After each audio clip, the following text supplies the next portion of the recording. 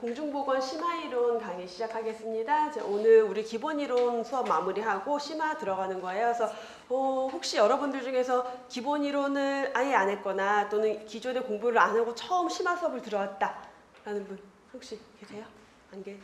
다 공부를 했었거나 기본 이론을 들었거나. 자, 심화 이론 수업은 이제 미리 제가 처음에 강의에 대한 안내 드릴 때도 말씀을 드렸지만 기본 이론에서 내용 전체적인 거 100%를 다 한 상태에서 심화 이론에서 내용 요약 정리예요. 그래서 실제 시험에 아주 빈출도가 높은 것들 위주로 해서 핵심을 요약해서 정리하면서 굉장히 빠르게 진행이 될 거예요. 그래서 기본 이론은 거의 우리가 공중보건이 50강 정도가 넘어가는데 심화 이론 같은 경우는 한 반도 안 나올 수 있어요. 굉장히 빠르게 진행이 되니까 여러분들이 기본에서 했던 거 내가 복습한다라는 생각으로 다시 한번 내용을 정리를 하면서 교재에 없는 내용 중에 좀 추가되는 내용들이 있어요. 그래서 그 추가되는 내용들은 빈출도가 높거나 시험에 꼭 나오거나 그런 건 아니에요. 교재 안에 우선 출제가 가능하거나 출제된 적이 있거나 하는 것들은 웬만한 건 다 들어가 있는데 어쩌다 한번 나온 적이 있거나 그러니까 자주 나오는 건 새로운 유형의 문제로 나온 적이 있거나 근데 그랬는데 뭐 혹시라도 더 나올 수 있다던가 또는 한쪽 분야에서 좀 더 깊이 들어가는 것들 자주 빈출되는 것들 같은 경우는 점점 깊이 들어가거든요. 그래서 그런 식으로 해서 추가되는 내용들이 약간씩 있을 거예요. 그리고 법규 각각의 파트 중에서 핵심 내용들에 대한 법규 있어요. 교재 뒤편에 이제 파트별로 들어가 있는 법규가 있는데 그 내용들을 정리하는 식으로 진행이 될 거예요. 조금 더 빠르게 진행이 될 겁니다. 우리 혹시 그리고 지금 이제 실강으로 진행이 되고 있는데 동영상 강의로 만약에 1월달, 2월달 이후에 수업을 들으시는 학생들 같은 경우는 강의 맨 마지막에 혹시라도 제가 추가로 그 사이에 변경되거나 또는 뭐 수정해야 될 내용이 있다라고 하면은 동영상 강의 끝나고 마지막에 추가 강의를 더 올릴 수가 있어요. 그러니까 그런 거 꼭 확인하시고 그 다음 교재에 대한 교정표 올라갔을 거예요. 교정표 확인해서 혹시 수정된 내용들 확인하시고 법이나 정책이나 좀 중요한 내용 중에 바뀌는 게 있으면은 학습 게시판 통해서 또 추가로 올라가니까 그런 내용들도 틈틈이 확인을 해주시면 좋을 것 같아요. 자, 그러면 이론 들어가 볼게요. 제가 두 가지 자료를 계속 나눠드리는데 하나는 이렇게 요약 정리를 한 내용들이에요. 그래서 교재에 있는 거 사실 그 내용이에요. 그 내용인데 좀 핵심을 포인트들을 뽑아서 요약해서 여러분들이 가볍게 보면서 그래 이런 내용들 점검할 수 있게 해드리는 건데 애초에 공부를 이렇게 정리된 요약된 내용만 가지고 공부를 해버리시면 안 돼요. 왜냐면 그렇게 하면은 딱 말씀드리지만 한 80점? 까지는 무난하게 맞을 수 있지만 우리가 빠뜨리고 가는 내용이 굉장히 많을 수 있어요. 공무원 시험은 어차피 내가 최고점을 맞아야지 합격할 수 있는 시험이기 때문에 여러분들이 너무 요약해서 공부하는 습관을 들이지는 않는 게 좋다라는 걸 한 번 더 강조를 드리고 자, 수업 들어갈게요. 우리 공중보건 처음에 했던 내용이 그 공중보건에 대한 정의였죠. 윈슬로우의 정의. 자, 그래서 윈슬로우라는 교수는 1920년에 이 공중보건에 대해서 누가 노력을 해서 지역사회가 노력을 해서 세 가지 목적을 달성하고자 한다. 세 가지 목적이 질병 예방, 수명 연장, 신체적 정신적 효율 증진. 자, 이러한 목적을 달성하기 위한 기술이고 과학이 바로 공중보건이다 라고 정의를 하면서 자, 이 지역사회가 조직적으로 노력을 해야 되는데 어떤 노력을 해야 하느냐 환경위생관리, 전염병관리, 보건교육 그리고 의료 간호서비스 조직화인데 뭐에 대한 조기 발견, 예방적 치료 전문적인 치료에 대한 게 아니라 조기 발견이나 예방적 치료에 대한 의료 간호서비스 조직화 그리고 사회제도 발전이라는 5가지의 노력을 제시를 했어요. 그래서 3가지 목적, 5가지 노력에 대한 거 시험 문제 자주 나오는 거니까 다시 한번 정리 다 하시고 이어서 쭉 가면은 우리가 공중보건 사업을 할 때 기본적으로 공중보건의 대상이다라고 하면 누구예요? 지역사회 또는 지역사회 주민이라고 일반적으로 얘기를 해요. WHO에서 제시한 공중보건 사업을 위한 3대 핵심 원칙이라고 하면 3가지 참여, 형평, 협동이 있었어요. 참여는 뭐예요? 누가? 지역사회 주민이 공중보건 사업에 반드시 참여를 해야 한다라는 거. 형평. 지역사회 주민에게 공평하게 형평성 있게 사업이 배분이 돼야 되고 협동 누가? 다양한 보건의료 전문 인력이나 팀들의 협조, 부서 간의 협동이 필요하다라는 3가지의 원칙을 제시를 했어요. 자, 이러한 공중보건 사업을 진행하기 위한 사업의 수단으로 앤더슨이 제시한 공중보건 사업 수단 3가지 하면은 서비스에 의한 봉사행정, 법규에 의한 통제행정, 교육에 의한 조정행정이다. 자, 서비스에 의한 봉사행정이라는 거 국가가 국민들에게 봉사를 한다는 건 뭘 하는 거예요? 국민들의 삶에 직접적으로 국가가 개입하고 간섭하고 어떤 서비스를 제공해 주는 것을 봉사라고 했고, 자, 법규에 의한 통제 행정이다. 법을 제정함으로 인해서 통제적 역할을 하고, 교육에 의한 조정 행정이다. 지역사회 주민들을 교육을 해서 스스로 건강을 위한 행동들을 할 수 있도록 만들어줘야 된다라는 것 세 가지를 제시를 했고요. 19세기 애시튼과 세이머의 공중보건 변천 4단계를 보면은 산업보건의 시기가 19세기 중반이라고 했어요. 19세기 중반이라고 하면은 1800년대 중반쯤에 산업화 도시화로 인해서 다양한 노동자들 인구 집단의 건강 문제가 발생이 되면서 에드윈 체딕이 열병 보고서를 발표를 했어요. 1837년, 38년 그 사이에 열병 보고서가 발표가 되고, 자, 그걸 통해서 이제 보건정책조사위원회가 설립이 돼요, 영국에서. 그래서 여기에서 노동자 위생 상태 보고서를 1842년에 발표를 했죠. 자, 그걸 통해서 그 보고서를 계기로 영국에서 최초로 공중보건법이 언제 1848년에 제정이 되고, 그에 의해서 공중보건국, 지방보건국이 설치가 되면서 실질적으로 공중보건과 관련된 이제 다양한 역할들이 진행이 돼서 공중보건 사상이 싹튼 시기를 우리가 여명기라고 하는 이유가 그 1840년대 그 말에 이제 있었던 이 사건들 때문에 그런 거죠. 근데 이 시기가 지나가서 1870년대로 들어가면은 공중보건 역사 중에 언제예요? 여명기로 들어가는 거죠. 70년대 이후로 들어가서 70년대, 80년대 주로 활동했던 공중보건학적 역사적 인물들이 누구예요? 파스테르, 호우 같은 사람들이 다양한 병원균을 발견을 해내면서 그렇게 어떤 위생관리 이런 것보다 뭐해? 병원균이니까 이걸 예방하기 위한 것. 그래서 예방 백신이나 예방접종이나 개인위생 이런 거에 좀 더 집중을 하면서 넘어간 거죠. 그래서 공중보건 사상이 싹 트다가 개인위생의 시기로 넘어가 버린 거예요. 그러면서 다양한 의약품이 개발이 되면서 이제 감염병들을 어느 정도 정복을 하게 되는 시기가 이제 그 뒤로 쭉 이어지니까, 그러다 보니까 오히려 공중보건과 관련된 내용들은 더 침체가 될 수밖에 없었겠죠. 자, 그러다가 1974년 랄룬드 보고서를 기점으로 해서 그 이후로는 이제 어떤 문제에 대해서 관심을 갖기 시작해요. 감염병은 어느 정도 정복이 됐는데 뭐가 문제예요? 만성질환이 크게 문제가 되면서 의료비 지출이 국가의 의료비 지출이 더 커지더라. 이걸 어떻게 대처를 해야 될까? 자, 그러면서 이런 것들을 개선하기 위해서 결국은 예방이 중요하구나, 관리가 중요하거나, 그래서 신공중보건의 시기로 넘어가게 되고, 자, 이러한 질병을 개인적으로 해결할 수 있는 게 아니라 국가 차원에서 사회적으로 관리해야 된다라는 개념으로 넘어가는 게 신공중보건의 시기가 되는 거죠. 자, 이러한 변천이 있었고, 자, 넘어가서 우리 보건사업을, 그래서 이제 공중보건 사업을 하게 되면은 사업에 대한 기획을 통해서 사업이 이루어지는데, 자, 기획 과정이 어떻게 이루어진다? 이제 기획팀의 조직이 처음 나오는데, 보통 시험 문제 순서를 낼 때 기획팀 조직이 먼저 나오는 경우는 거의 없어요. 왜냐하면 어느 보건소에 이제 보건소에서 보건 사업을 하고자 한다라면 뭐예요? 이미 보건소가 이제 보건소의 그 공무원들이 기획팀이 된 거고, 그들이 보건 사업을 진행할 때 뭘 먼저 해야 된다? 지역사회 현황을 먼저 분석을 해야 된다. 자, 보건소장으로 이제 새로 발령받은 보건소장이 그 팀들과 함께 보건 사업을 진행하고자 할 때 현황을 먼저 분석을 해서 그걸 통해서 우선순위를 결정하고, 여러 가지 문제 중에서 우선순위 결정됐으면 목표를 설정하고 그에 따른 계획을 세우고 실행하고 평가로 이어진다. 자, 우리가 요거랑 여러분들이 이제 그 나중에 공부를 다 하고 나면 많이 헷갈려하고 시험 볼 때도 헷갈려하는 게 뭐냐면, 보건행정 마지막 파트 보건행정에서 기획의 과정이 있었고 정책의 과정이 있었던 거 기억나요? 기획의 과정에서 제일 처음 뭘 했었는지 기억나요? 기획이나 정책이나 다? 뭘 했었지? 뭘 했는데, 그쵸? 문제인지가 항상 먼저 나와요. 그러니까 보건 행정에서 실망해. 생각했던 게 아니었어. 그래서 우리 기획을 한다, 저 행정학적으로 들어갔을 때 보통 처음에 먼저 나오는 게 뭐냐면 문제인지예요. 문제를 인지하고 그거에 대해서 목표를 설정하고 그 다음에 상황 분석을 해요. 거기에서는 보통 보면은 문제인지가 처음에 나오고 목표를 설정하고 그 다음에 상황 분석을 해요. 자, 그 다음에 뭐 대안 설정하고 선택하고 집행하고 평가한다. 그것까지는 안 적어도 될 것 같아요. 그래서 요게 여기에서는 현황 분석이 먼저 나오는데 기획이나 정책으로 들어가 버리면은 문제인지 목표 설정, 상황 분석 이게 나와요. 그러니까 시험이 딱 나왔을 때 학생들이 이게 이 시험 문제가 요 순서를 물어보고 있는 건지 요거를 물어보고 있는 건지를 헷갈려 하는 거예요. 그래서 그런 거에 대한 거는 실제 문제를 우리가 이제 풀면서 이건 뭐에 대한 문제인지를 좀 파악을 해 가야 되는데, 만약에 보기 중에 우선순위 결정이 있다.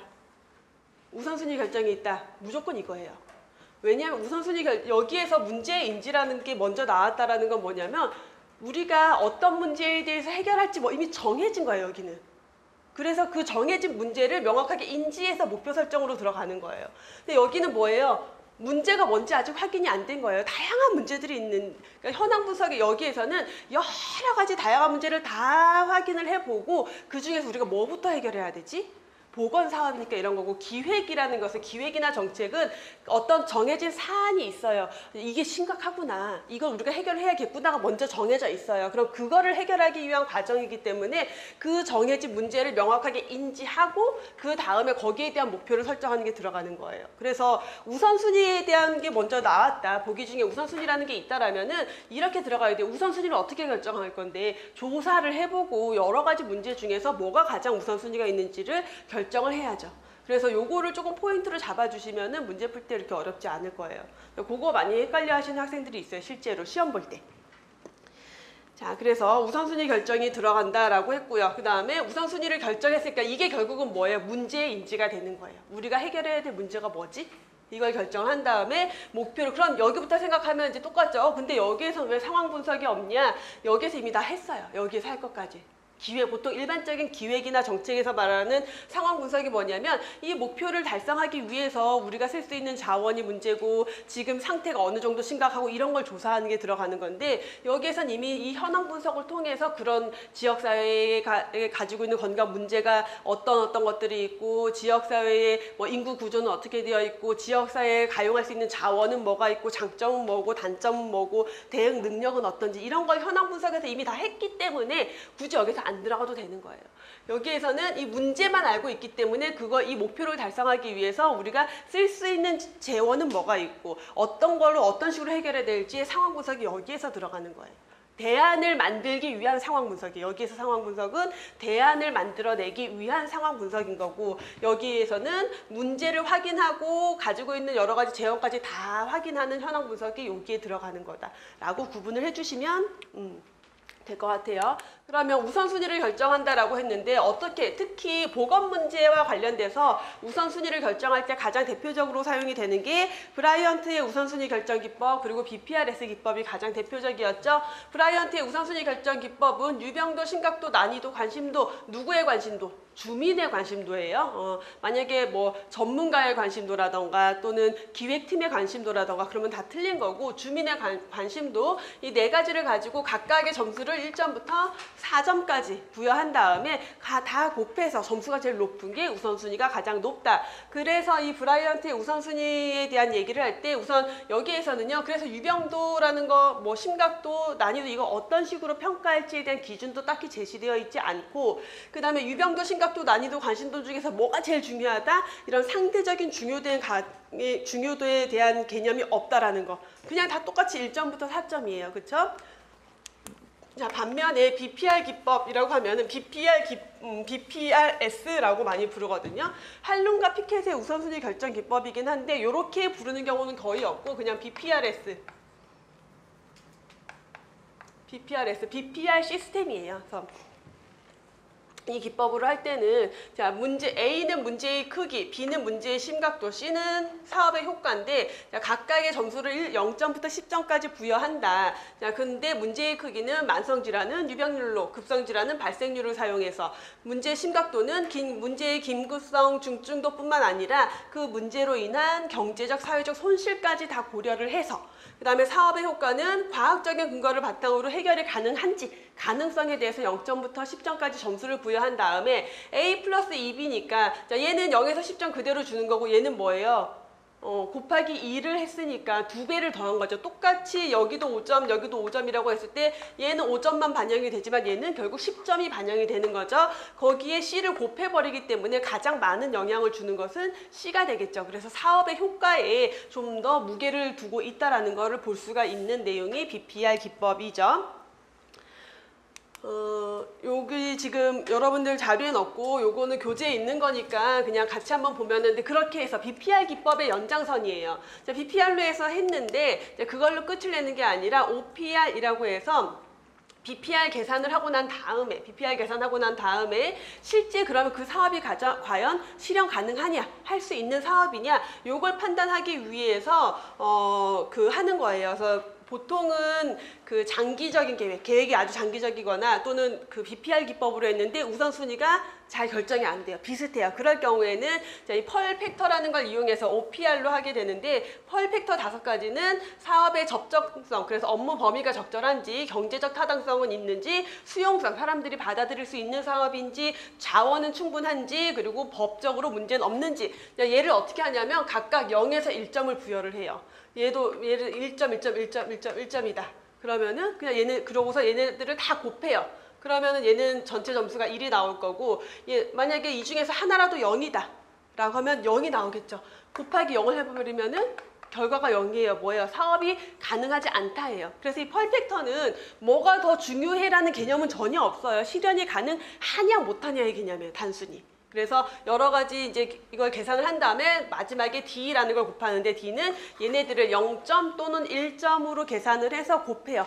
그러면 답은 딱 2가지밖에 없죠. 하나 0점 아니면 1점이에요. 그리고 0이면 실현 불가능해, 1이면 실현 가능해 라는 거에 결론을 부여하는 게 OPR이라고도 하고요. 그래서 마지막 D라는 팩터는 펄 팩터라고 해서 이렇게 5가지 업무 범위의 적절성, 사업의 적정성이라고도 하고요. 경제성, 경제적 타당성, 수용성, 그리고 충분성이라는 건 자원 확보 가능성을 의미하는 거죠. 그리고 적법성, 법적으로 문제가 없는지를 확인하는 것. 자, 하나 더 보고 갈 건데, 여러분들 자료로 나갔고요. 요게 가끔 제가 주로 이 황금 다이아몬드 기법 같은 경우는 문제풀이 할 때 계속 해드렸던 내용이고, 원래는 이제 보기 정도로 나왔었는데 최근에는 시험 문제로도 얘가 출제가 돼요. 그래서 좀 더 내용을, 요거는 이제 좀 더 중요하게 보실 필요가 있어요. 계속해서 반복적으로 거론이 되고 있기 때문에. 황금 다이아몬드 기법, 아이고, 그림 보여요, 여러분? 이렇게 다이아몬드를 그려서, 제가 설명드릴 거니까 글씨 안 보여도 괜찮아요.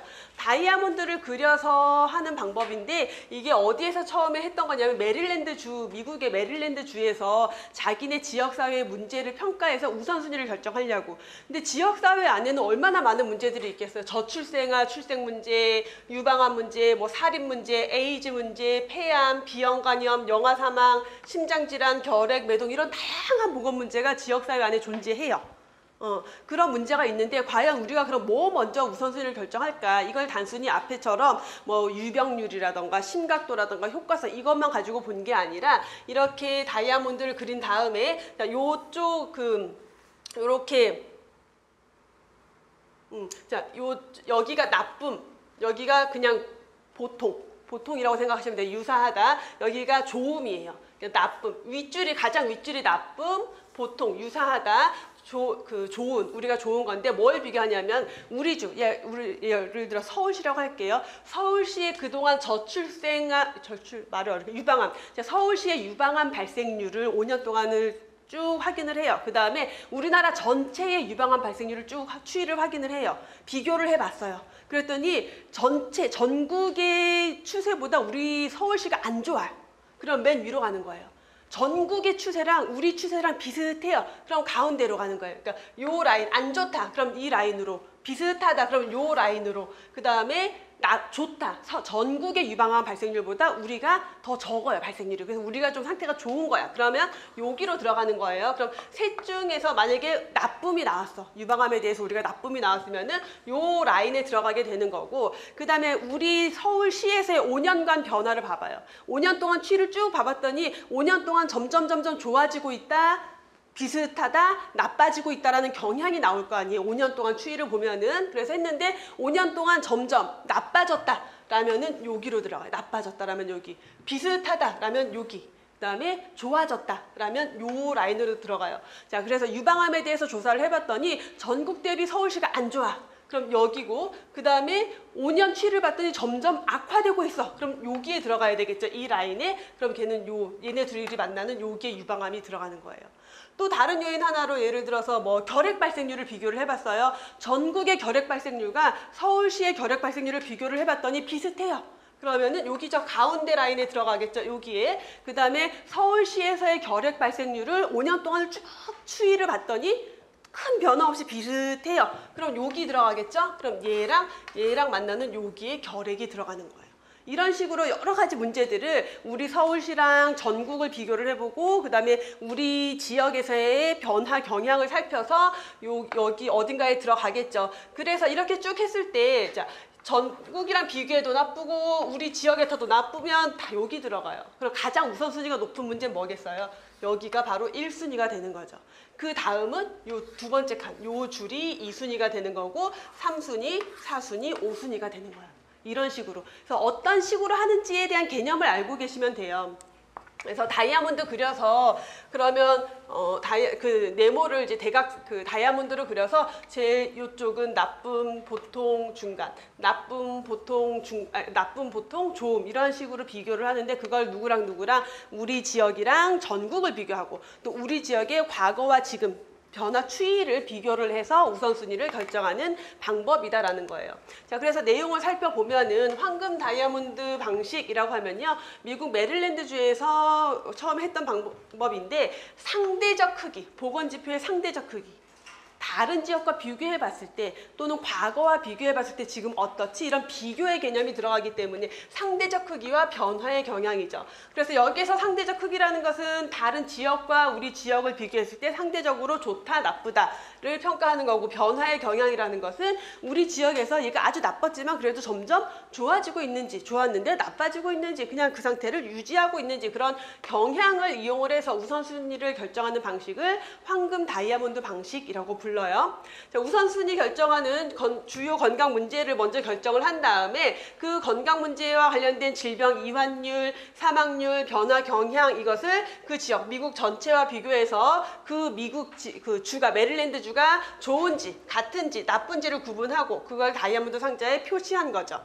자, 1순위 사업은 미국 전체에 비해서 주의 지표가 좋지 않고 변화 추세가 나쁜 그런 경우, 변화 추세가 나쁘다라는 것은 과거랑 비교해 봤을 때 점점 안 좋아지고 있으면서 그 지역, 그 나라 전체랑 비교해도 나쁠 때 가장 1순위 보건사업이 된다라는 거죠. 그래서 이 방법은 그 자치단체별로 건강지표, 그 지역별로의 어떤 건강지표에 대한 조사가 확보가 가능하고 과거 추세를 알 수 있으면 쉽게 우선순위를 결정할 수 있겠죠. 그래서 우리가 뭐 심각도가 얼마나 높은지 사업을 했을 때 효과성은 있는지 이런 게 아니라 그냥 통계 지표만 있으면 비교해서 데이터 비교해서 알 수 있는 방법이기 때문에 굉장히 유용한 방법이면서 요거 특징, 형평성을 추구할 수 있다.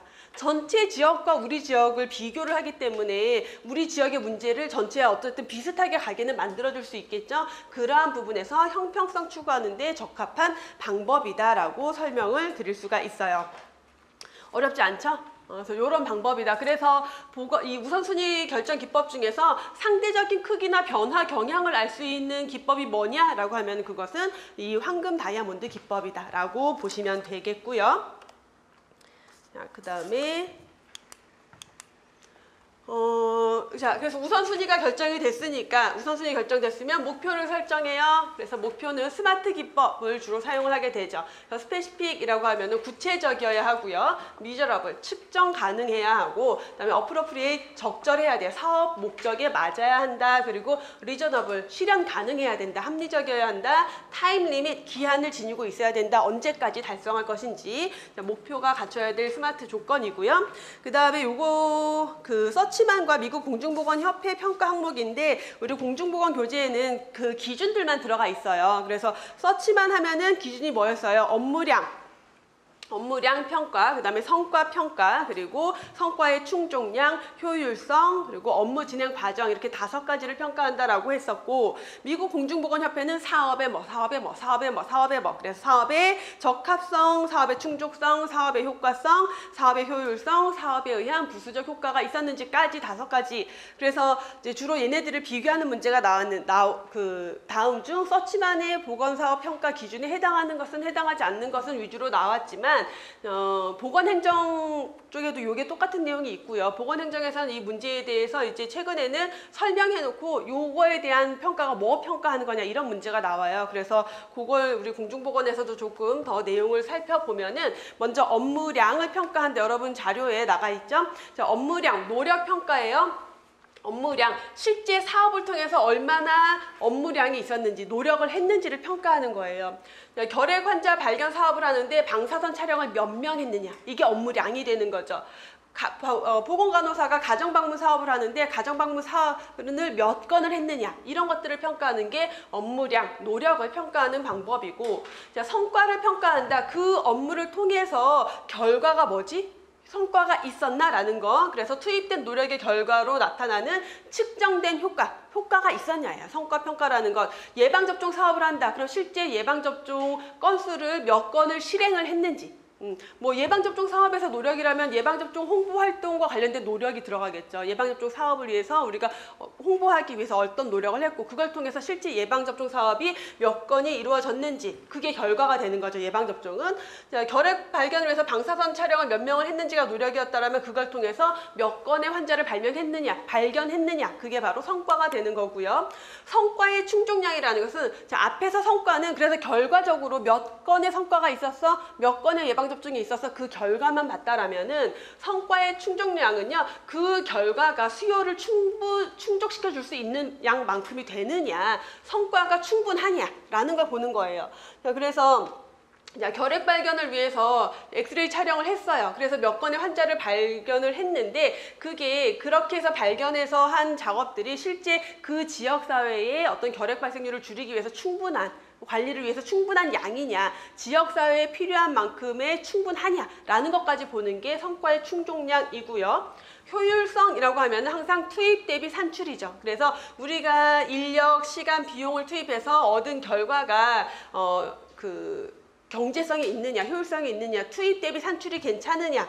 그래서 결핵 환자 발생 예방하는 데 들어가는 비용이 얼마나 들었는지, 그 비용이 충분히 가치 있게 쓰였는지까지 보는 게 효율성이에요. 자, 마지막에 업무 진행 과정이라고 하면은, 자, 업무를 진행하는 과정, 이거는 우리 뭐 생각하시면 되냐면, 보건교육을 하거나 보건사업을 할 때 과정 평가한다라고 하면 뭐 하는 거예요? 실제 교육하는 과정을 보고 확인하는 거죠. 업무가 진행되는 과정을. 그래서 그 과정 평가예요. 자, 결핵 발견 사업을 위한 관찰, 그 결핵 발견 사업을 위해서 우리가 사업을 쭉 하고 있는데, 그거를 직접 과정을 살펴봐요. 자, 했는데 결핵 발견 사업을 위한 보건소의 사업이 보건소에서만 이루어졌다. 만약에 이루어지고 있어요. 그래서 사람들이 보건소에 와야지만 엑스레이를 찍을 수가 있어요. 그러면 그걸 이렇게 쭉 보다 보니까 참여율이 저조해. 왜 저조하지? 사람들이 오기가 힘드네. 그러한 진행되는 과정 자체를 보는 거예요. 자, 바빠서 못 오는 사람들이 더 많고, 또 오는데 뭐 시간도 걸리고 와서 또 기다려야 되고, 그러니까 성과가, 그 과정이 적절하지 않아서 성과가 충분하지 못한 것 같다라는 판단이 나온다면 어떻게 해야 되겠어요? 과정에서 업무 진행 방식을 좀 바꿀 수가 있겠죠. 어떻게? 찾아가서 하는 거죠. 노량진 학원가에 와서 간이 검사소 설치해놓고 지나가면서 와서 들려서 할 수 있게끔, 이런 식으로 변화를 위해서 과정을 평가하는 방식이다라고 보시면 돼요. 다음에 미국 공중보건협회의 평가 항목인데, 미국 공중보건협회는 사업의 적합성, 사업의 충족량, 사업의 효과성, 그리고 사업의 효율성과 부수적 효과다, 이렇게 5가지를 제시를 했죠. 사업의 적합성, 우리가 선정한 그 사업이 적합한 거냐, 우리가 여러 가지 문제 중에서 우선순위를 결정해서 이 사업을 했겠죠. 그 사업이 적합한 거냐, 정말 그 사업이 꼭 필요했느냐, 여러 문제 중에서 그 사업을 선정한 정당성이 있느냐라는 걸 따지는 거죠. 그래서 우선순위 결정이 제대로 됐는지를 확인을 할 수 있겠죠. 여기에서 사업의 충족량, 그 문제를 해결할 수 있을 만큼의 사업이 투입이 됐느냐, 사업의 양이 충분하냐라는 것, 사업의 효과성, 그래서 그 사업을 통해서 얻은 결과가 목표를 달성했느냐, 효과가 있었느냐, 또 그 목표를 달성하는 데 들어간 비용이 적절했냐, 낭비는 없었냐, 효율성에 대한 개념, 마지막으로 부수적인 효과, 사업의 부수적인 효과는 자, 이 사업을 통해서 우리가 원래 그 얻고자 하는 목적이 있었는데 우리가 생각하지도 못한 어떤 효과가 있을 수 있어요. 근데 그 효과가 긍정적인 걸 수도 있고 부정적인 걸 수도 있어요. 어쨌든 그러한 것들을 확인하는 게 사업의 부수적인 효과를 확인하는 게 되겠죠. 그 다음에 하나 더 보고 갈 건데, 요거는 여러분 자료 이어서 보시면은 아까 제가 말씀 안 드렸는데 자료 심화이론 자료 나가는 거에 보시면 제가 페이지, 교재 페이지를 다 기입을 해놨어요. 그래서 그 나간 자료의 내용이 교재 어느 부분에 같이 연관지어서 보셔야 될지를 표시를 해둔 거니까 참고해서 같이 보시면 되고, 이 보건사업, 지역사회 보건사업 기획 전략이라고 해서 사회생태학적 모형이라는 건데, 요 내용은 기존에 거의 출제된 적도 없고 뭐 그런 내용인데, 이번에 서울시에서 보건행정 문제에 요게 서울시 경기도였나? 서울시였던 것 같아요. 보건행정에서 요 문제가 하나 출제가 돼가지고 그 내용을 좀 추가로 보려고. 얘는 내용 자체가 어디에서 온 거냐면은 보건사업기획이라는 교재에서 나온 내용이에요. 보건사업 기획이라는 이제 기획만 또 다루는 그러한 그 이론서들이 있는데 거기에서 나온 내용이에요.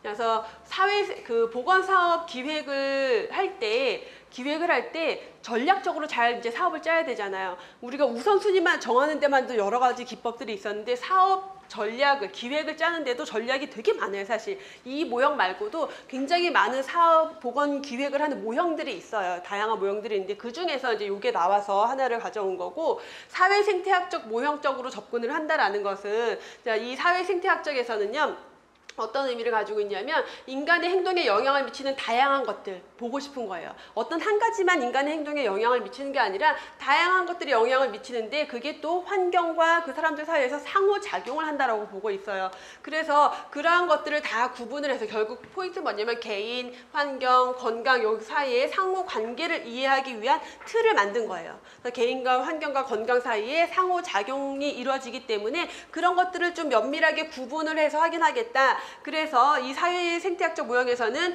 개인 또는 집단의 나오는 행태가 개인적인 요인에 의해서 또는 개인 간의 관계나 1차 집단 사이에서, 조직 안에서, 지역사회 안에서, 정책 사이에서 이러한 다양한 분야에서 상호작용을 하기 때문에 이런 것들을 다 구분을 해서 어떤 내용들이 그 분야에 들어가야 될지를 구분한 모형이에요. 그래서 각각의 개인이라면 개인에게 맞는, 개인과 어떤 관계라면 그 관계에서 맞는, 조직이라면 조직에 맞는, 이거 뭐랑 조금 유사성이 있냐면 여러분들 보건교육할 때 보건교육에서 건강 행태와 관련된 모형들 중에서 왜 우리 있었죠? 건강 행태 모형에 뭐 있었어요? 인지조화론 있었고, 건강 신념 모형이 있었고, 또 뭐 있었어요? 합리적 행위론 있었고, 계획된 행위론 있었고, 또 계획, 이렇게 단계별로 설명한 게 뭐예요? 그렇죠. 범위론적 모형 또는 행동변화 단계 모형이라고 하는 그런 것들이 있었죠. 얘네들은 다 어떤 차원의 모형이다라고 했죠? 개인적 차원의 모형이었고, 사회인지이론 동기화 면담은 개인 간 차원의, 사회인지이론이 뭐였어요? 개인과 환경과 행동의 어떤 상호작용을 설명한, 비슷한, 거기서 유사한 맥락으로 가고 있는 거예요. 그 다음에 집단 차원에서의 모형이 있었잖아요. 그런 것들을 구분하는 것과 유사한 내용이에요. 그러면 결국 같은 맥락인 거죠. 그렇게 사람들이 건강 행위를 하는 데 있어서 개인적으로 변화가 일어나기도 하고, 주변과 개인 간의 어떤 관계 속에서 상호작용 속에서 일어나기도 하고요. 또는 지역사회 차원으로 이루어지기도 한단 말이에요. 그런 식으로 보건사업 기획의 모형, 전략을 구분을 한 거예요. 그래서 간단하게 요 내용들, 시험 문제는 뭐가 나왔냐면은 요것들, 어떤 조직과 공식적, 비공식적인 조직의, 여기 규칙인데, 자, 규칙과 규제, 이러한 요인들은 어떤 차원으로 해당이 되는지를 묻는 문제가 출제가 됐었어요. 그래서 조직 요인을 묻는 문제로 출제가 됐거든요. 규칙과 규제. 그래서 개인적인 요인이다. 개인의 지식, 태도, 행동, 개인의 기술, 개인의 특성 이런 것들에 의해서 개인적으로 영향을 받으니까 보건사업을 기획할 때 이런 데로 공략을 해야 되겠죠. 지식을 변화시키고 태도를, 보건교육 같은 것들. 그 다음에 개인 간 관계가 영향을 준다라는 거예요. 근데 사람의 행동 변화가 꼭 나 혼자만의 생각으로 이루어지냐? 그게 아니라 주변에 영향을 받기도 한다. 그러니까 가족, 직장 동료, 친구 이런 공식적인 비공식적인 사회 관계망, 나의 주변 사람들의 영향을 받기 때문에 그 영향과 관련된 부분들을 공략을 해야 된다라는 거. 자, 조직 요인, 그 조직 안에서의 어떤 기관, 공식적, 비공식적으로 존재하는 규칙, 규제 이런 것들에 또 영향을 받겠죠. 자, 여기 금연구역이에요. 뭐 이런 것들 다 영향을 받겠죠. 그래서 그 차원에서의 어떤 전략이 필요하고 지역사회 요인이다. 지역사회 우리 어느 일정 지역사회 경계 안에서 이루어지는 네트워크 안에서의 어떤 관계들, 그다음에 정책, 정부가 만든 정책과 법에 의해서도 또 영향을 받게 된다 해서 다양한 차원으로 구분을 해서 제시한 모형이 사회생태학적 모형의 보건사업 기획 전략에 해당이 돼요. 이러한 내용이 있다 정도까지 보시고, 자, 다음에 역사로 넘어가 볼게요. 공중보건의 역사로 넘어가면은, 자, 이제 공중보건, 여러분들 우리 처음 수업 시작할 때는 공중보건 처음 배울 때는 그거 언제 다 외우나 했는데 이미 여러분들 머릿속에 뭐가 다 있어요. 시기 구분이 다 되어 있죠. 어떻게 고중 여학발에서 고대기 언제까지? 뭐 500년, 기원전부터 500년까지, 중세기는 500년부터 1500년까지, 여명기는 1500년부터 1850년까지였고요. 그 다음에 근대기가 1850년부터 1900년, 현대기 발전기가 1900년 이후다. 그래서 중간중간에 다양한 학자들이 나오기 때문에 그때그때 우리가 그걸 계속 반복을 해서 머릿속에 거의 들어갔을 거예요. 여러분들 머릿속에. 자, 고대기 하면은 가장 특징적인 거 장기설 누구예요? 히포크라테스의 장기설. 뭐 어떤 의미를 가지고 있어요? 장기설은 질병 발생의 원인을 뭐로 보고 있다? 환경. 그래서 나쁜 공기가 들어와서 질병에 걸린다. 또 한 가지 뭐 사체액설 있었죠? 사체액설은 뭐예요? 우리의 몸은 4가지 체액으로 이루어져 있고 걔가 잘 조화를 이루고 있을 때 건강한 거고, 결국 장기설과 연관이 되는 게 뭐예요? 나쁜 공기가 들어와서 우리 몸에 그 4가지 체액의 조화를 깨뜨려서 질병이 발생한다. 사체액의 균형이 깨진 거죠. 자, 그 다음에 고대기에 또 하나 생각한다면 갈렌, 로마의, 자, 그리스의 히포크라테스였다면 로마로 넘어오면은 이제 갈레누스가 장기설을 계승을 했고요. 또 갈렌은 하이젠, 위생이라는 용어를 최초로 사용을 했죠. 중세기로 넘어오면은 전염병이 유행이 됐고, 특히 14세기에 징기스칸의 유럽 정벌과 함께 뭐가 페스트가 대유행하면서 유럽 전역의 페스트 대유행, 그 시기가 1347년부터 48년 사이에 유럽 인구의 거의 절반이 사망을 한 거고, 자, 그 이후에 그래서 이제 검역이라는 양식이 뭔지 모르지만 외부에서 온 사람 때문에 우리 동네에도 질병이 도는 것 같아 라고 해서 검역이 생겼고, 그래서 1838년에 프랑스에서 최초로 검역법이 제정이 되고 검역소가 설치가 됐던 역사적 사건들. 근세기, 여명기로 넘어가면은 산업혁명, 르네상스와 함께, 자, 이 시기에는 어떤 주요 업적들이 있었냐? 우선 문예부흥, 과학기술이 발달하면서 이제 처음부터 뭔가 어떤 의학적인 기술이나 과학이 쭉 발달하고 뒤로 갈수록 산업혁명으로 이루어지면서 인구 집단의 건강 문제까지 연결이 되는 시기가 요 시기죠. 그렇기 때문에 1842년, 48년 그 시기에 와서야 공중보건 사상이 이제 생긴 거죠. 그래서 이 우리가 여명기를 공중보건 사상이 싹 튼 시기다, 시작된 시기다라고 하는 것은 산업혁명 때문에 사람들이 모여 살고 그로 인한 건강 문제가 발생이 되고, 그래서 그거에 대해서 국가적인 대처를 하자라는 게 시작이 됐기 때문에 이 끝이 공중보건 사상의 시작이었죠. 여러분들 자료에는 좀 핵심, 특히 시험 문제에 자주 나오는 것들 위주로만 요약을 해드렸어요. 되게 많은 것들이 있지만, 근데 최근에 보면은 점점 늘어나요. 시험 문제에 집어넣는 학자들이 정말 어디서 그렇게 잘도 찾아다 내는지 참 대단해요. 그래서 계속 늘어나고 있긴 해요. 근데 그래도 그럼에도 불구하고 그런 것들은 이제 거의 한두 건이고, 대부분은 거의 빈출되는 학자들 사이에서 거의 나와요. 그리고 보기 넷이 다 모르는 사람인 경우는 거의 없어요. 1명 정도 껴있기 때문에 나머지 학자들에 대한 걸 여러분들이 정확하게 알고 있으면은 시험 보는데 크게 어려움이 없을 거예요. 그 중에서 존 그란트 하면은 최초의 보건 통계 시작한 사람이죠. 그래서 보건 통계와 관련된 업적이 그란트 1662년이었고요. 라마찌니의 노동자 질병론, 1700년에 노동자 질병론, 직업인의 질병이라는 저서를 편찬해서 산업보건에 이바지했고, 그다음 요게 교재에 없고 여러분들 인구보건에서 나온 내용인데 요것도 좀 중요해서 같이 넣은 게 스웨덴에서 최초의 국세조사가 1749년에 있었어요. 이거 인구보건에서 여러분들 했던 내용인데 기억 안 나죠? 나나요? 났나 보다. 다행이네요. 그래서 공중보건 역사랑 같이 묶어서 시험 문제로 나오거든요. 그래서 스웨덴에서 1749년에 최초의 국세조사가 있었고, 자, 요한 피터 프랭크, JP 프랭크 하면은 독일의 전의사경찰체제, 보건행정체계를 확립했다. 자, 전의사경찰체계라는 건 책 이름이죠. 그래서 보건학 최초의 저서라는 거, 이게 보건학 최초의 저서를 발간을 했고요. 제너의 우두종두법 1798년. 그리고 에드윈 체딕의 열병보고서가 1837년에서 38년 사이에 열병보고서가 먼저 나온 거고, 그걸 통해서 이제 다시 나온 게 노동자 위생상태 보고서가 1842년에 작성이 됐고요. 그 이후에 영국에서 최초로 공중보건법이 제정이 됐다. 1848년. 그래서 공중보건 사상이 싹튼 거고, 근대기 확립기로 넘어가면은 이제 세균학설기라고도 하고 미생물 병인론기라고도 하죠. 그래서 파스테르 코우의 균 발견이 쭉 있었고, 자, 이 시기에 시작을 알리는 학자는 존 스노우였어요. 콜레라의 역학조사를 통해서 최초의 기술 역학을 1855년에. 그래서 그동안은 이때까지도 계속 장기설이 팽배했었죠. 그래서 질병은 나쁜 공기가 감염되는 거야, 공기에 의해서 걸리는 거야 라고 생각을 했었는데, 이 역학조사, 기술 역학을 통해서 뭐라고 확인을 해요? 뭔지 모르지만 물이 원인이었어.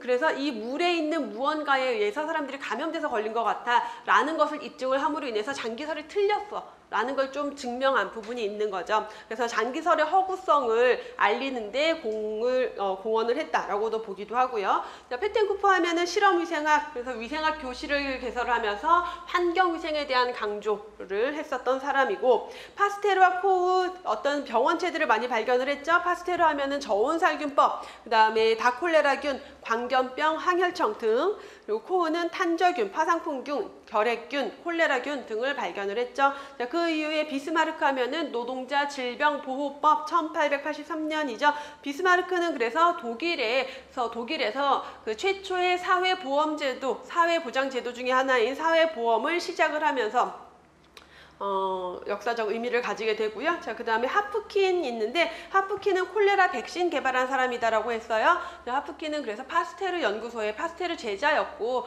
자, 그 이후에 이 백신을 개발을 해서 콜레라로 인한 사망률을 줄이는 데 굉장히 큰 공헌을 했죠. 자, 넘어가서 현대기 발전기로 가면은 1900년대 이후에 국제보건기구가 발족이 됐고요. 사회보장제도도 이 시기에 급격히 발전이 되어 갔고, 그래서 1948년에 세계보건기구가 발족하면서 1978년에 알마타 선언, 그리고 1986년에 오타와 헌장까지 이 시기에 쭉 이루어지게 되죠. 자, 이게 일반적인 공중보건 역사고요. 거의 공중보건학 교재나 보건학 행정학 교재나 거의 이게 기본으로 들어가 있어요. 근데 또 책마다 또 행정학적 역사로 봤을 때 뭐를 중심으로 역사를 이거는 어떤 것을 중심으로 역사를 나누냐에 따라서 조금씩 달라져요. 그래서 여러분들 지금 자료로 나간 게 중상주의 시대와 계몽주의 시대, 그리고 산업혁명과 위생개혁 운동기, 이렇게 나뉘는 게 있어요. 그래서 이거는 뭘 가지고 나눈 거냐면은 그 시기에 중요했던 게 뭔지를 가지고 나눈 역사다라고 생각하시면 돼요. 중상주의라고 하면 뭐예요? 상업을 중요하게 여겼던 시기예요. 돈이 최고였던 거죠. 그래서 상인들의 어떤 무역활동, 해상무역 활동이 굉장히 활발해지고요. 어떤 이러한 고시기, 그래서 항해가 주로 바다 건너가는 항해가 어떤 신대륙 개발하고 막 이제 이런 것들이 많이 있었던 시기라고 생각하시면 돼요. 그다음에 계몽주의는 아니야, 그렇게 돈이 제일 중요한 게 아니라 사람들이 깨어나기 시작해요. 어떤 인권이라던가 사람에 대한 가치라던가 그런 게 깨어나기 시작하기 때문에 계몽주의고요. 자, 그러다 이제 과학이 이 시기에 쭉 발달하면서 산업혁명과 함께 어떤 문제가 노동자들의 건강 문제, 공중보건적인 문제들, 인구 집단의 건강 문제가 심각한 사회 문제가 되면서 산업혁명과 함께 위생을 개혁하자, 이러한 운동이 시작된 시기로 나누게 돼요. 그래서 시기가 1500년부터 1760년까지를 중상주의, 그 다음에 1760년부터 1830년까지를 계몽주의, 그 다음에 그 에드윈 체딕에 의해서 이제 공중보건에 대한 사상이 싹튼 시기를 여기로 묶어서 1830년부터 75년까지를 위생개혁 운동 시기로 하고요. 요 뒤를 이제 확립기로 넘어가게 되는 거예요. 이렇게 구분을 하기도 해요. 그러니까 중상주의 시대에는 뭐 특징들, 그래서 이 시기에 특히 매독이 특히 문제이기도 했고요. 접촉에 의한 감염병이죠. 그 성병. 그다음에 17세기 초에는 불황, 기근으로 인해서 영양결핍, 그러면서 비타민 D 결핍으로 구루병 어린이들에게, 그리고 15에서 17세기 바다 해상무역이 활발해졌어요. 그 다음에 어떤 전쟁과 관련돼서도 이렇게 많이 이제 군인이나 또는 선원들이 배를 타고 3개월, 4개월 항해하는 일이 많아지면서 그들에게 발생된 건강 문제가 괴혈병. 자, 이 시기에 다 이런 거에 대해서 어떻게 생각했냐? 사람들에게 비슷한 건강 문제가 생기니까 전염병이다라고 생각을 했어요, 사람들이. 괴혈병에 대해서는 그 선원들의 흑사병이라고 불렀어요, 이 시기에. 왜냐하면 배가 나갔는데 어느 날 그 배가 들어왔는데 보니까 선원들이 다 입에 피를 흘리고 죽어 있어요. 그러니까 이제 흑사병 같은 걸로 생각을 한 거죠. 바다에서 유행하는 흑사병이다. 근데 여러분, 우린 역학을 했으니까 이거에 대해서 아니야, 이거 전염병 아니고 음식이 문제야라고 그걸 어떤 비교의 개념을 적용을 해서 확인한 사람이 누구예요? 그렇죠. 린드라는 의사였어요. 린드라는 의사가 이상해. 선원들은 걸리는데 누구? 선장이라던가 또는 뭐 장교라던가 이런 사람들은 안 걸린단 말이에요. 도대체 왜 그렇지? 라고 봤더니 먹는 음식이 달랐어요. 그렇죠? 그래서 그 선원들은 주로 이제 그 건조한 식품들 이런 것만 먹고 신선한 야채, 과일 공급할 수가 없었겠죠. 배니까. 그래서 사람들을 대상으로 누구는 라임을 먹여보고 한 집단은 오렌지를 먹이고, 한 집단은 시금치를 먹이고, 한 집단은 뭐 견과류를 먹이고, 이런 식으로 쭉 해봤더니 그런 신선한 야채 와 과일이 예방 효과가 있더라라는 걸 밝혀낸 사람이고, 라마찌니의 산업보건은 여기로 들어가야 1700년이었으니까 중상주의 시대로 들어가야 되고요. 계몽주의 시대, 뭔가 의식이 깨어나서 첫 번째 우리가 중요하게 볼 사람이 필리핀의 정신질환자들을 쇠사슬로부터 해방시킨 사람이죠. 그다음에 환경위생을 개선해야 된다라는 것도 많이 강조가 되기 시작했고요. 독일의 위생경찰 개념, 그래서 누구예요? 플랭크에 의해서 그 보건학 교재가 만들어지면서 집필이 됐고, 그러면서 국민의 건강을 먼저 확보하는 게 국가의 의무 역할이다라고 했는데, 여기에서 뭐냐면 이게 식민지 이제 지배를 많이 하면서 하나의 식민지를 건설할 때마다 제일 먼저 플랭크가 주장한 건 뭐냐면, 하나의 식민지를 건설했을 때 제일 먼저 뭘 확보해야 되냐? 그 지역의 주민들의 건강을 먼저 확보해 줘야 된다라고 주장했던 거예요. 원래 시작은 거기에요.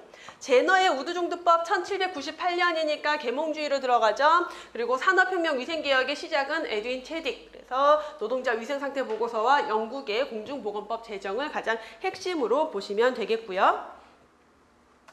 다음에 하나가 더 있죠, 여러분들. 교재 그 자료에 보시면은 제가 박스 안에다 뭐 하나 더 넣어놨고, 요거 제가 아마 기본 이론 할 때 간단하게 정리를 해드렸던 것 같기도 한데, 그래도 한 번 더 구체적으로 정리를 해보면, 요즘 워낙에 예방의학 교재에서 이제 보건연구사 같은 경우는 워낙 예방의학에서 출제되는 문제가 많기 때문에 더 보셔야 되고, 공중보건에도 가끔씩 예방의학에 있는 내용들이 조금씩 들어와요. 근데 예방의학 교재에서는 역사를 또 이렇게 구분을 하고 있어요. 476년부터 구체적으로 구분했죠. 1453년까지를 중세기로. 그래서 이 시기에 패스트가 유행하고 검역수, 접촉점, 이건 크게 차이 없어요. 어차피 1500년이나 1453년이나 뭐 그 시기 중세기로 보면 되고, 르네상스를 기점으로 구분을 한 거예요. 그래서 르네상스 문예혁명을 기점으로 해서 1453년부터 750년 중간으로 끊었죠. 그래서 어떤 문예혁명이 일어나서 그 시기가 프라카스토로나 레베누크, 라마찌니, 뭐 그란트, 그다음에 윌리엄 패티 같은 사람들이 주로 활동을 했던 사람이고, 최근에 사실 공중보건에서 패티에 대한 그 내용이 거의 안 다뤄지거든요. 근데 최근에 패티에 대한 내용이 이제 그 보건연구사 쪽에서 한번 출제가 됐었고, 그리고 2018년 공중보건에서도 한번 언급이 됐어요. 근데 이 패티는 제가 그 기본 이론에서도 얘기했지만, 보건행정 어떤 교재에서는 그냥 윌리엄이라고 해요. 그냥 윌리엄. 그 어떤 시험 문제는 그냥 패티라고 나와요. 또 그 누군지 모르는 거지, 그러면은. 그래서 윌리엄 패티고 패티라고 나올 수도 있고 윌리엄이라고 나올 수도 있다라고 보시면 좋을 것 같아요. 왜냐하면 교재마다 또 표기한 내용들이 달라지다 보니까. 근데 누구냐면 이 사람은요, 존 그란트의 친구예요. 친구라기보다는 존 그란트가 여러분 역사적으로 그런 보건통계 최초 업적을 세웠지만 원래는 그런 학자가 아니고 무슨 그 상인인가 그랬어요. 좀 이제 그렇게 막일하고 막 그러는 사람인데 열심히 돈을 모아서 이제 장사를 해서 이렇게 되게 능력이 있어 머리가 좋았던 것 같아요. 학구열이 너무 강한 거예요. 그래서 공부가 너무 하고 싶고 그래서 주변에 이제 돈을 많이 벌면서 친한 학자들이 생겨서 학자들을 통해서 많이 배우고 그 친구가 이제 윌리엄 패티예요. 그래서 윌리엄 패티가 그럼 네가 연구를 하고 싶어 하니까 그런 사람들의 출생과 사망에 대해서 네가 좀 조사를 해서 논문을 좀 만들어봐서 그런 걸 배운 거예요. 친구들한테. 그걸 배워서 만든 게 그 인구 사망, 출생과 사망에 대한 기록표를 해서 최초의 보건 통계를 발표한 거예요. 그 영향을 준 게 패티예요. 그래서 친구인 이거 실제 교재, 예방의학 교재 이렇게 나와요. 친구인 그라운트에게 조언해서 그로 하여금 사망에 관한 자연적, 정치적 재관찰이라는 사망 통계를 저술하게 영향을 준 사람이 윌리엄 패티예요. 근데 시험 문제에 설마 이 내용이 나온 건 아닐 거고, 그다음에 그럼 윌리엄 패티가 뭐예요? 기본적으로 그런 보건 통계에 대한 어떤 학식과 그런 것들을 가지고 있었던 사람이겠죠. 그래서 인구, 사망, 질병, 생리적 통계 이런 거에 대한 업적을 가지고 있는데 우리 눈에 들어오는 구체적인 최초의 뭐 막 이런 게 있는 사람은 아니고 이제 그 시대에 그런 것들을 연구하던 사람이어서 그라운트에게 영향을 줘서 이제 그렇게 보건 통계까지 이어지게 한 사람이고요. 사실 윌리엄 패티 같은 경우는 주로 이거 중요한 시험 보기 뭐 이렇게 이 사람의 업적을 확인하는 그런 문제로 나온 게 아니라 약간 그냥 나머지 잘 모를 만한 그 정답 아닌 것 중에 하나로 나온 그런 주요 내용이었고, 그다음에 근대기를 1750년부터 19세기 후반으로 보고 있는 게 이제 예방의학 교재는 이렇게 근대기를 1750년으로 나누고 있다라는 거. 그래서 필리핀의 호메스 하면 뭐예요? 산육열혈 예방에 힘쓴 사람이죠. 그다음에 프링글, 뭐 프랭크 등등, 그다음 국세조사 있었고 제너 우두종두법, 요거 여러분들 교재에 다 있는 학자들이니까 요 사람들이 다 1750년 요 시기로 들어간다라고 보시면 되겠고, 파르는 누구예요? 이거는 모르는 사람은 아니에요. 여러분들 어디서 봤냐? 역학에서 했었어요. 역학에서 인구 동태 등록지 확립한 사람이다. 그래서 보건통계와 관련돼서 역사에서 봤던 사람이 파르거든요. 영국 통계청, 영국 통계국에서 사망 원인에 대해서 정리하면서 인구 동태 등록제를 확립한 사람이 파르라고 보시면 돼요. 이게 뭐 때문에 제가 요거까지를 알려드린 이유가 뭐였냐면은 최근에 출제됐던 그 지역에서 어디 나왔던 문제 중에서 약간 이런 식의 문제가 근대기의 업적에 대한 내용으로 뭐 옳지 않은 것을 고르시오 했는데 거기에 보기에 에드윈 체득도 있었고요. 그다음에 영국의 공중보건법 제정도 있었고요. 그다음에 근대기에 있는 사건 하나 더 들어가 있고, 그다음에 저기 누구였냐면 누구였지? 완전히 앞쪽에 뭐 레베누크나 뭐 이런 사람 하나가 있었어요. 그러면 우리가 알기로는 다 이런 뭐 어디 있지? 에드윈 체딕이나 공중보건법 다 여명기로 알고 있잖아요. 그래서 그럼 정답이 없는데 그렇게 접근을 해버리면 그럴 때는 조금 융통성을 발휘를 해야 되는 게 근대기를 나눈 기점이 에드윈 체딕이나 공중보건법 제정은 1842년, 48년 막 요 시기란 말이에요. 30년대. 그러니까 1800년 거의 근대기 바로 직전에 붙어 있단 말이에요. 그러면 교재마다 구분하는 시점이 조금 달라지면은 요게 뒤로 밑으로 내려갈 수도 있고 위로 올라갈 수 있다라는 여지를 좀 두면은 확실하게 아닌 거, 가장 위에 있는 거, 연도선으로 봤을 때 여명기 완전 초기에 있는 거, 그런 것들을 그럴 때는 정답으로 찾으셔야 돼요. 그래서 이게 지금 제가 알려드리는 이유가 이렇게 해서 연대를 다 구분하세요라는 취지로 알려드리는 게 아니라 이렇게 구분도 하기 때문에 문제가 애매하게 나왔을 때는 좀 더 정확한 명확한 것들로 답을 가시면 된다. 융통성을 좀 발휘할 필요가 있다라는 걸 알려드리려고 요 구분을 알려드린 거니까 그렇게 참고를 하셔야 돼요. 이거 가지고 막 얘 나눠서 구분하고 얘 나눠서 구분하고 그렇게 하기엔 너무 공부량이 많아지니까, 그래서 융통성을 필요로 한다라는 거까지 이해하시면 되겠고, 잠깐 쉬었다가 우리 또 우리나라의 역사 이어서 볼게요.